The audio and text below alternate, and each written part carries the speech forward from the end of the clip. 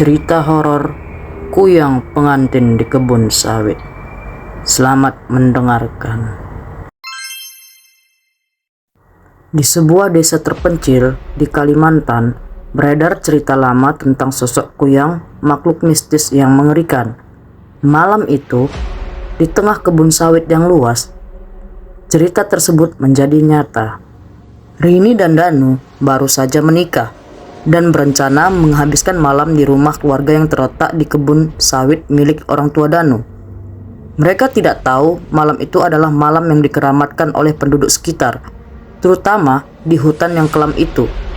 Warga selalu mengingatkan, jangan pernah ada yang berjalan di kebun sawit setelah matahari terbenam, apalagi pengantin baru.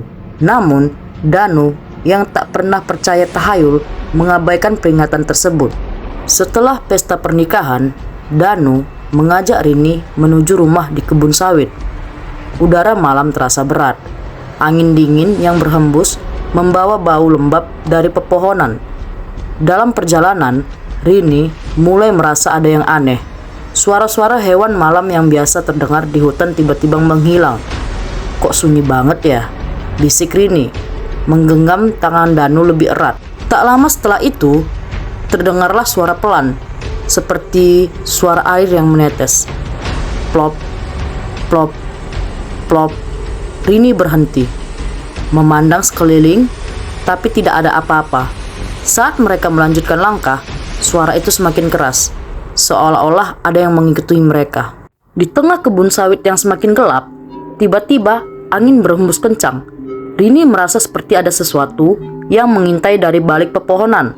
Matanya menangkap sosok samar mengambang di antara batang sawit. Perlahan, ia melihat bentuknya lebih jelas. Kepala perempuan tanpa badan, dengan rambut panjang yang terurai dan organ dalam yang menggantung. Itu Kuyang! Rini menjerit ketakutan.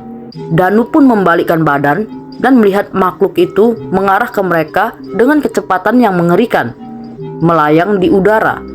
Kuyang itu adalah sosok pengantin yang dulu pernah mati di kebun sawit karena cemburu. Konon, ia mencari pengantin baru untuk dijadikan korban, mengambil nyawa dan organ tubuh wanita yang baru menikah. Danu berusaha membawa Rini lari secepat mungkin. Namun, Kuyang itu terus mengejar. Suaranya mendengung seperti bisikan kematian. Rini yang kelelahan hampir terjatuh.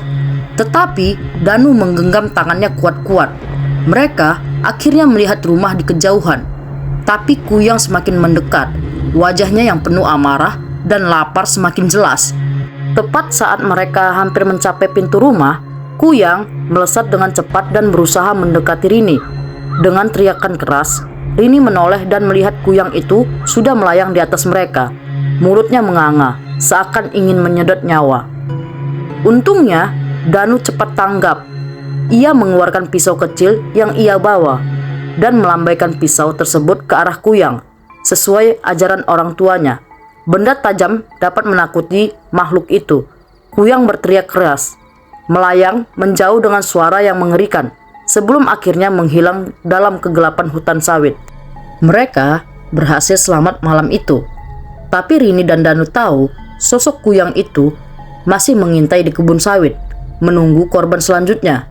Bagi siapapun yang melintasi kebun sawit itu di malam hari, terutama pengantin baru, berhati-hatilah, karena Kuyang mungkin akan kembali, siap mengintai dan mengambil nyawa. Sekian dan terima kasih.